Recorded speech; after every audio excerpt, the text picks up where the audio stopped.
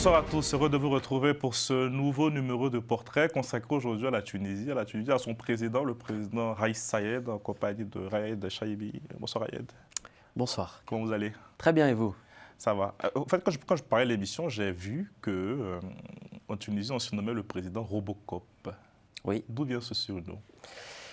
Il vient du fait qu'il a, comment dirais-je, une manière de parler assez robotique et une manière d'être qui est atypique. Mais voilà, c'est plus affectueux qu'autre chose. Pas péjoratif? Non, c'est pas péjoratif. Il sort en fait des sentiers battus quelque part. Hein. C'est pas l'homme politique comme on en a connu en Tunisie. Il est voilà, plutôt introverti et c'est vrai qu'il sort des sentiers battus. Ouais. Alors, il est décrit comme un homme vivant de manière assez frugale. C'est lié à quoi? Son enfance ou sa conception des choses? Je pense que c'est la personnalité qui est comme ça. Je veux dire, c'est une personne qui est très modeste, qui a vécu effectivement dans une famille modeste, qui a un parcours, je dirais, dans la vie civile comme tout à chacun. L'éducation aussi, qui a certainement joué. Mais voilà, c'est pas une personne qui est, je dirais, dans l'excès. Il est plutôt simple. Et c'est vrai que ça a beaucoup changé quand il est arrivé à la tête de l'État, d'avoir une personnalité qui soit simple. Et encore une fois, qui soit atypique. Un président normal, c'est ce qu'on dira aussi ou pas? Un président plus que normal. Plus que normal. Exactement. On y viendra. Lors de la révolution tunisienne en 2010 et 2011, quel était son rôle? Qu'est-ce qu'il a fait durant ce moment? Il a surtout été beaucoup consulté dans l'élaboration de la Constitution qui a mené comment dirais-je, au vote de la Constitution de 2014, puisque c'est un expert reconnu en droit constitutionnel. Donc il a souvent été consulté, a souvent donné son avis sur la Constitution qui devait être la Constitution post-révolution de 2011. Et c'est à ce moment-là qu'il commence à nouer une certaine relation, une certaine proximité avec la jeunesse. Oui, parce qu'il a été quand même le professeur de pas mal de jeunes. Il faut savoir qu'en Tunisie, vous avez deux grandes facultés de sciences juridiques. Vous avez Tunis et vous avez Sousse, si je ne dis pas de bêtises. Et c'est vrai qu'il a enseigné dans les deux, donc il a, je dirais, été le prof de quasiment toute une génération, et prof également des fils de ceux qu'il a eu également comme prof. Donc c'est pour ça que quand il s'est présenté en 2019, beaucoup de jeunes se sont beaucoup ralliés à lui, beaucoup automatiquement ralliés à lui, parce que, et je me souviens encore de ça, beaucoup disaient « Ah mais je vais voter pour mon prof ».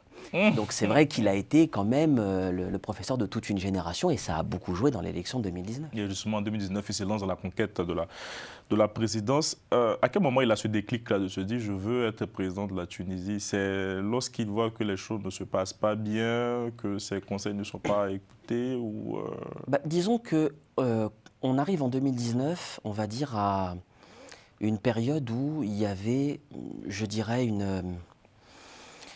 une instabilité institutionnelle, malgré tout. Pourquoi? Parce que le président, paix à son âme, Béji Caïd Essebsi, était tombé malade.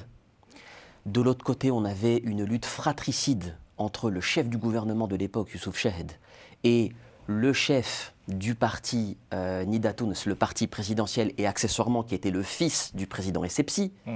Et donc on avait cette guerre des clans avec en périphérie le parti islamiste Ennahda qui malgré tout phagocytait, était aussi quelque part dans le jeu politique. Et donc il y avait un ras-le-bol généralisé en tout cas, c'est-à-dire que ceux qui étaient censés incarner un modèle de progrès après la Révolution se sont retrouvés quelque part être les profiteurs d'un jeu politique intérieur.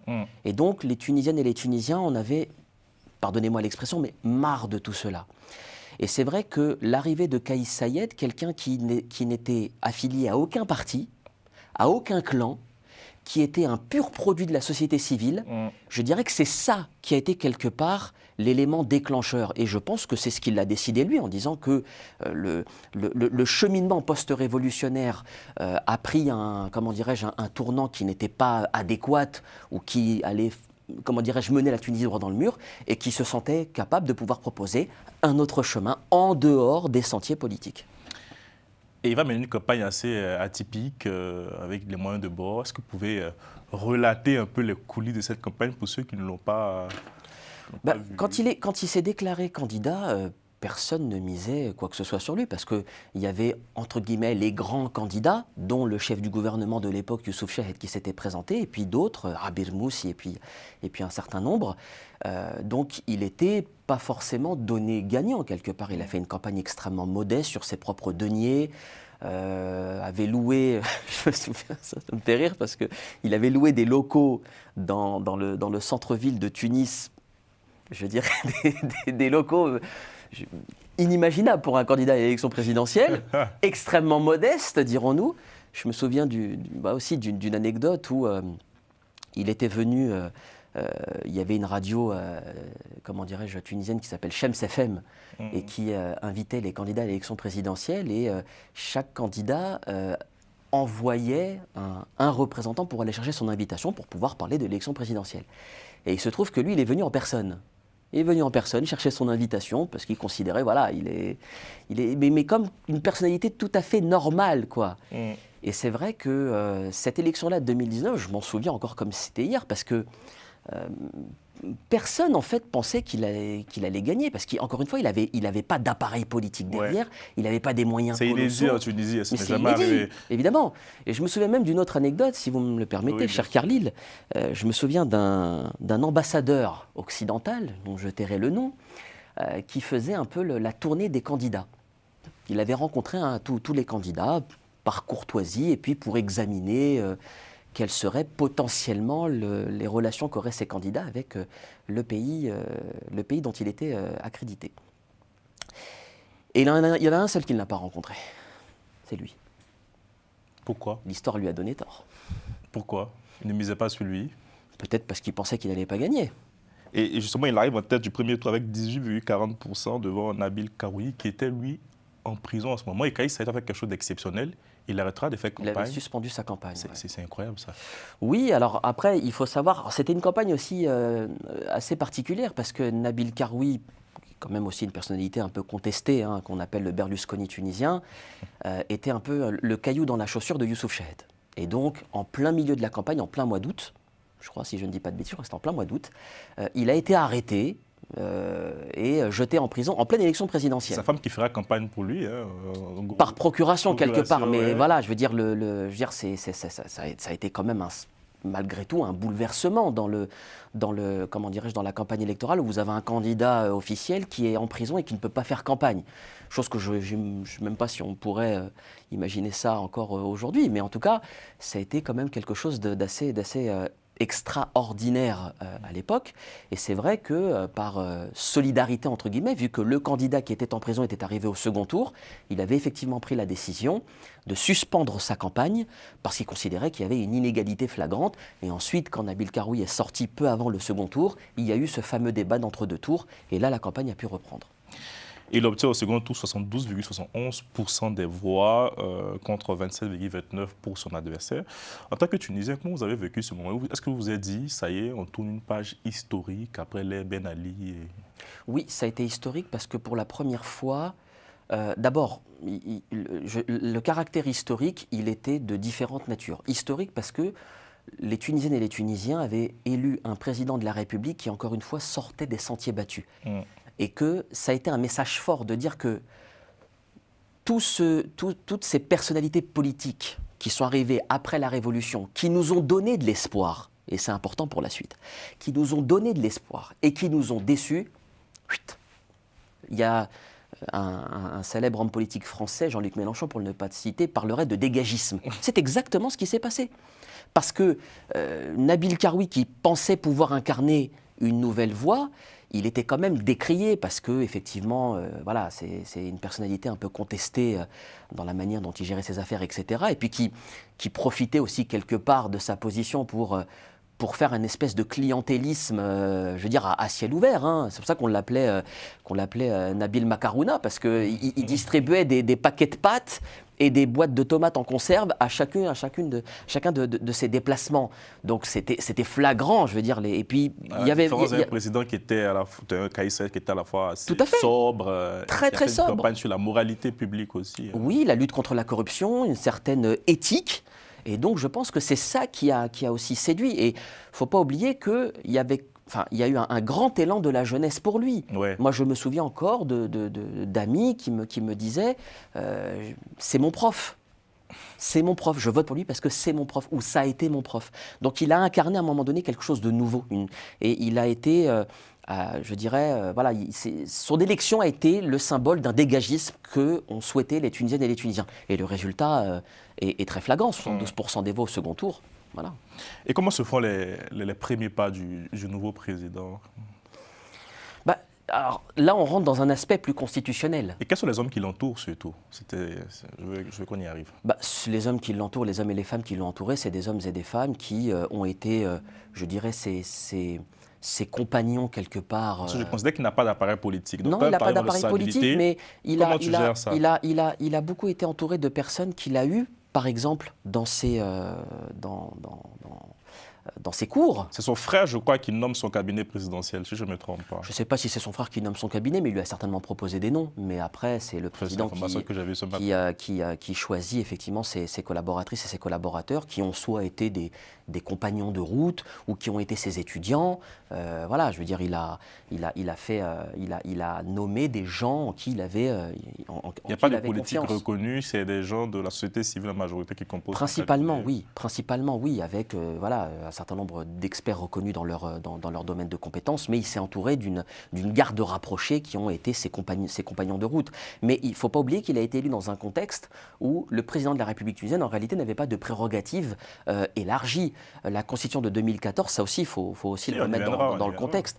La Constitution de 2014 prévoyait que le président de la République avait des prérogatives qu'en matière de sécurité, de défense et d'affaires étrangères, c'est-à-dire des prérogatives uniquement régaliennes, et qu'en réalité, il n'avait pas ce pouvoir de nommer un chef du gouvernement, de nommer un gouvernement, à l'exception du ministre de la Défense et du ministre des Affaires étrangères. Il n'avait pas cette capacité de dicter une feuille de route économique, une feuille de route sociale. Donc, quelque part, vous êtes un petit peu restreint dans votre intervention et dans vos prérogatives. Donc, il a été élu dans ce contexte-là. Et c'est vrai qu'élu, il refuse d'habiter au palais de Carthage, c'est bien ça? Tout à fait. Il a préféré toujours habiter dans une commune qui s'appelle Mnihle. Mais après, pour des raisons de sécurité, je crois qu'ils lui ont indiqué qu'il valait mieux quand même qu'il fallait qu'il habite dans un endroit un peu plus sécurisé, qui permette une meilleure sécurité. Et au moment de la formation du gouvernement, c'est là que les premiers embrouilles vont commencer, je crois. Alors, avec Ennahda, surtout. Disons que, alors justement, j'en reviens à ce que je vous disais, c'est-à-dire que la Constitution 2014, pardon pour les téléspectateurs qui nous écoutent et qui vont avoir droit à un petit cours de droit constit, mais la Constitution de 2014 ne prévoyait pas une nomination du chef du gouvernement par le président de la République. La Constitution de 2014 prévoyait que le parti arrivé majoritaire au Parlement, c'est lui qui proposait le nom du chef du gouvernement. Le président de la République n'était quelque part qu'un notaire, il actait la nomination, en tout cas la désignation d'un chef du gouvernement. Et donc, lorsque Habib Gemli a été nommé sur proposition d'Ennahda, il a formé son gouvernement, parce que la Constitution prévoyait qu'il avait 30 jours renouvelables une fois, donc au bout des 30 jours, il a comment dirais-je, proposé un gouvernement, et la même majorité qui l'a désigné, ce sont les mêmes au Parlement qui l'ont fait tomber, qui ont voté une motion de censure contre lui, en janvier 2020. Et là, la Constitution prévoyait, à l'époque, que une fois que le gouvernement tombe, revient à la charge du chef de l'État de désigner un chef du gouvernement, après avoir écouté l'ensemble des partis. Et c'est là où il a effectivement nommé, en février 2020, Eliès Ferfer, qui a ensuite pu gouverner durant toute cette période dramatique du Covid jusqu'en juillet 2020. Et ensuite, il a été obligé de démissionner lorsque une affaire avait été sortie à son encontre. Et là aussi, la Constitution prévoyait qu'en cas de démission, c'était le chef de l'État qui pouvait reproposer un chef du gouvernement. Mais en réalité, les prérogatives présidentielles étaient extrêmement restreintes. Et pour un pays comme la Tunisie, ce n'était pas adapté. C'était lié aussi à Ali Ben Ali. On a voulu éviter d'avoir un président trop puissant ou pas? C'est exact. Alors, il y a eu deux raisons. Disons que la première raison, c'est qu'effectivement, après 24 années de dictature présidentielle, je dirais que l'Assemblée nationale constituante, avec à sa tête Ennahda, voulait quelque part un État où le président ne pouvait pas avoir tous les pouvoirs. Mais en réalité, la véritable histoire, parce qu'évidemment, il faut lire entre les lignes, surtout ceux qui connaissent l'histoire politique de la Tunisie, c'est que le peuple tunisien n'était pas encore, je dirais, prêt à accepter l'idée d'avoir un président de la République issu de l'islamisme politique. C'était ça la réalité. Et donc le consensus, entre guillemets, qui avait été trouvé, c'est d'avoir un chef de l'État, certes avec des prérogatives extrêmement limitées, mais que l'essentiel des pouvoirs soit au Parlement. Et c'est là en réalité que le jeu s'est fait. Et d'ailleurs l'histoire nous le prouve. C'est que de 2014 jusqu'à 2021, au Parlement, qui faisait la loi, entre guillemets, qui faisait le jeu, qui était incontournable? C'était Ennahda. Et le président a voulu mettre fin à leur règne en modifiant, changeant de constitution en 2022. Oui, et puis d'ailleurs, avant ça, il y a eu comment dirais-je, le 25 juillet 2021. Avant cela. Oui, avec la prise de... Avant cela, parce que pour comprendre 2022, il faut comprendre 2021, Khalil. Mais 2021, c'est lié aussi au fait que... Le 25 juillet 2021, c'est lié lorsqu'il y a eu l'activation de l'article 80 de la Constitution qui octroyait les pleins pouvoirs au président de la République. Il faut se remettre également dans le contexte. On est en 2021, en juillet 2021, et Dieu sait que je m'en souviens parce que j'ai largement contribué à ce moment-là à apporter une aide conséquente à la Tunisie lors de la crise sanitaire. La crise sanitaire avait touché la Tunisie, on avait plus de 290 morts chaque jour. En juillet 2021, la Tunisie a eu 2930 morts de mémoire, si je ne dis pas de bêtises, ce qui faisait d'elle le pays le plus frappé par le Covid de tout le continent africain. À côté de ça, il n'y avait plus d'oxygène. Je me souviens encore de ce médecin d'un dispensaire de la région de Bizerte en pleurs, parce qu'il voyait les gens mourir et il n'avait pas d'oxygène pour pouvoir soigner ces patients. Et ça avait fait même d'ailleurs le tour du monde. Donc à côté de ça, vous aviez un Parlement où chacun se renvoyait des obscénités, puisque on parle d'Ennahda, mais il fallait aussi parler de la coalition El-Karama, c'est-à-dire encore plus extrémiste que l'extrême, qui, avec des prises de position absolument délirantes. Donc on avait un Parlement qui était bloqué, une crise sanitaire sur les bras, pas d'oxygène, des structures hospitalières qui n'avançaient pas, et à côté de ça, un chef du gouvernement, Hichem Mechichi à l'époque, qui n'avait rien trouvé de mieux que de se promener à l'Asdrubal de Hammamet, un hôtel de Hammamet en short et en maillot manche courte, pour gérer la situation sanitaire. Et à côté de ça, on avait des morts. Donc qu'est-ce qu'on fait à ce moment-là? Quand vous êtes au bord d'une crise économique, sociale et sanitaire, qu'est-ce qu'on fait? Eh bien, il a décidé d'activer l'article 80 et il avait, je pense, eu cette idée-là lorsqu'il avait visité 3 jours avant l'hôpital de Gafsa. Et il avait constaté, il n'avait pas d'eau et pas de lumière. Pas d'eau, pas de lumière, pas d'oxygène. Et il avait dû ordonner le rapatriement en urgence d'oxygène à l'hôpital de Gafsa. On parle de la Tunisie, hein. On parle de ce que le président Chirac à l'époque considérait comme le miracle tunisien. On en est arrivé là. C'était quoi la solution? Eh bien, c'était effectivement d'activer un article qui permettait de reprendre les choses en main et de remettre un peu d'ordre dans la maison. Et dans la presse nationale et internationale, on parlait de virage autoritaire. Oui, mais ça c'est... Alors, je peux comprendre hein, les virages autoritaires, mais ils n'étaient pas en Tunisie, ces gens-là. Ils n'étaient pas en Tunisie. Je veux dire, moi j'ai participé depuis la France. Il n'aurait pas fait le président. Il a hésité avant de... Déjà, il avait quand même lancé des avertissements, et on ne peut plus explicite.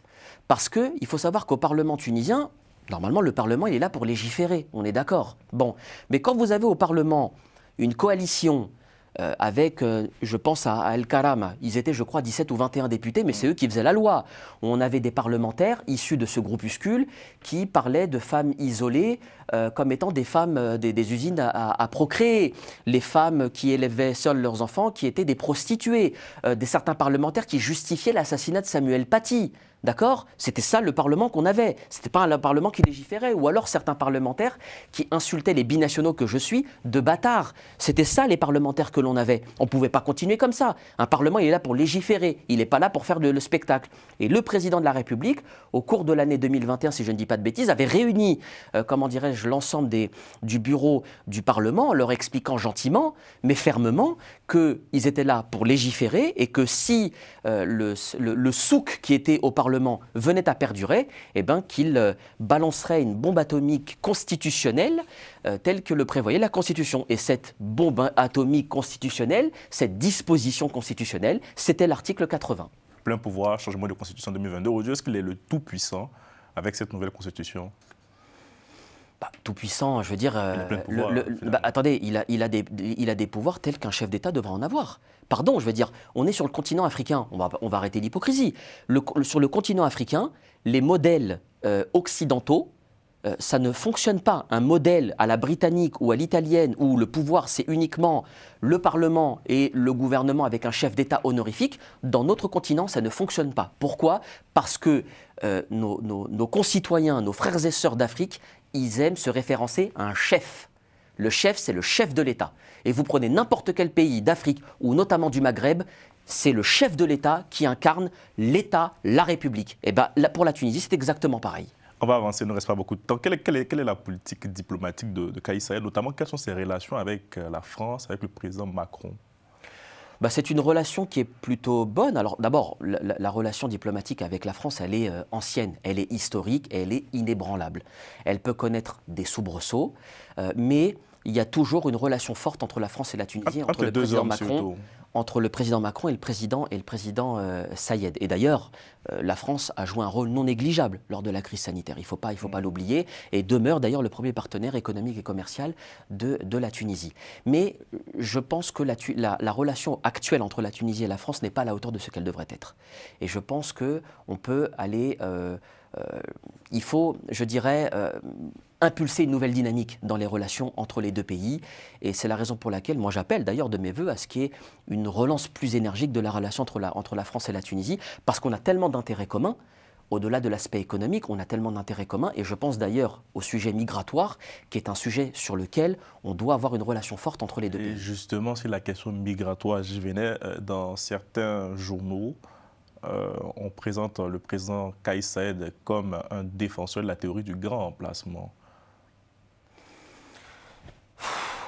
Moi, ça me fait rire quand on parle de théorie du grand remplacement. Alors, on fait surtout référence à ces déclarations que je considère malheureuses de février 2023.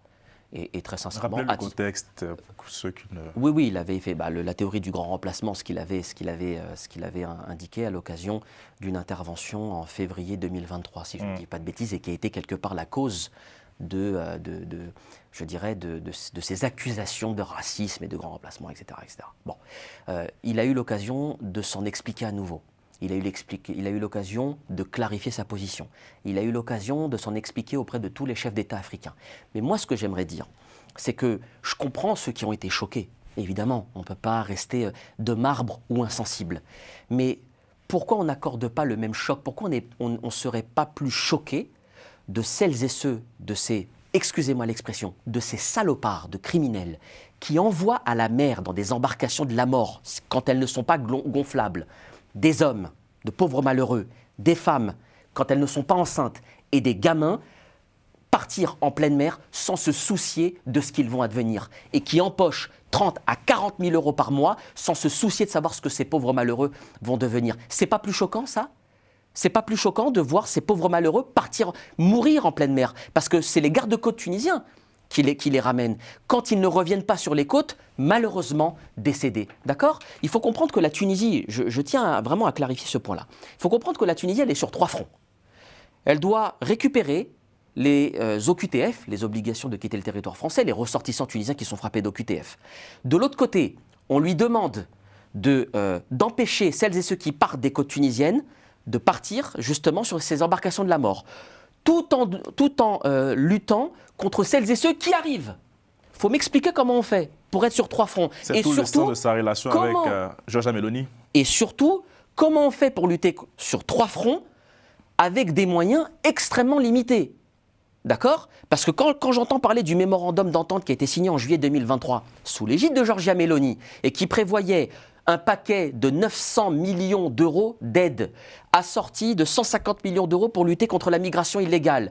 150 millions d'euros, hein, et 105 millions pour, d'appui budgétaire, immédiat. Les 900 millions, parce que ça, on oublie de le dire, vous savez, c'est comme les conditions là, des contrats qui sont écrits en tout petit. On oublie de dire que ces 900 millions, elles sont conditionnées à un accord avec le FMI. Il faut qu'on m'explique à moi comment la Tunisie, qui est très durement touchée par la crise, migratoire, pourquoi on accorde 900 millions sous condition, alors que de l'autre côté, on accorde à l'Égypte 7,5 milliards sans condition, et on accorde 520 millions d'euros à la Mauritanie sans condition. Il faut qu'on m'explique. Bien. En 2024, il est réélu président avec 90,69% des suffrages exprimés. Quels sont les chantiers qui attendent le président Kais Saied pour ce second mandat?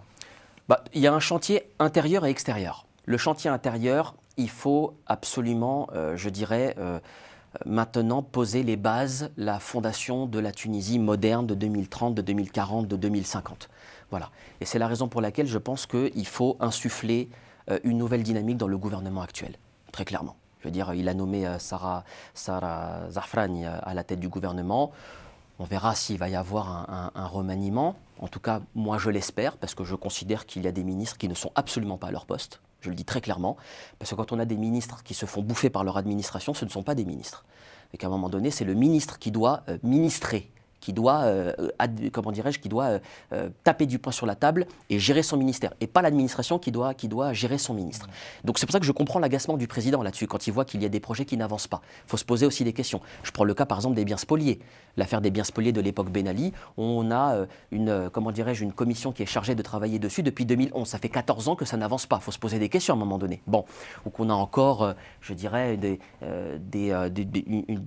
dépotoirs à ciel ouvert en Tunisie, une politique environnementale qui n'existe pas. Bref, il y a tellement de choses où les transports publics, hein, vous voyez, il y a tellement de choses où, à un moment donné, le président de la République, je le comprends quand il tape du poing sur la table auprès de ses ministres. Ça, c'est sur le plan intérieur. Et sur le plan extérieur, il faut que la Tunisie retrouve sa voie. Il faut qu'on ait une nouvelle dynamique diplomatique à l'étranger, indéniablement. Parce que malheureusement, je constate que les directives que sont données par le président de la République au ministre des Affaires étrangères, par exemple, elles sont durement appliquées à l'étranger.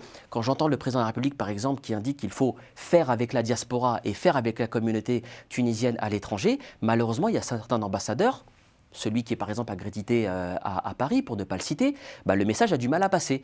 Et c'est pour ça que j'appelle le président de la République justement à s'intéresser de très très près à ces instructions qui sont données et qui sont appliquées ici à l'ambassade de Tunisie à Paris. Mais il y en a qui font un travail absolument merveilleux. Je pense à Naouf El Hadi à Lisbonne qui fait un travail merveilleux, ou encore récemment Hanan Tajouri Bessessi qui a représenté la Tunisie à Washington et qui a su travailler avec sa diaspora, qui a su faire rayonner la Tunisie. Eh bien on a besoin d'avoir, parmi les compétences que nous avons en Tunisie dans la diplomatie, et Dieu sait qu'on a énormément de compétences, on a besoin d'avoir un nouveau souffle pour que la Tunisie puisse rayonner et que les instructions du président de la République soient clairement appliquées à l'étranger. Pour terminer, est-ce que finalement, après ce que vous nous avez raconté, ces petites guéguerres avec Enada, aujourd'hui un président qui fait face à des ministres empêchés ou d'avoir de l'autorité sur leur administration, est-ce qu'on n'a pas un président qui est otage du système finalement? Sincèrement. Je ne pense pas qu'il soit otage du système, mais je pense que le chantier, il est beaucoup plus complexe qu'on ne le pense. Je veux dire, construire un État, c'est très très long. Je veux dire, Bourguiba, quand il a construit l'État tunisien, il continue à se construire. Ça ne s'est pas fait en un jour.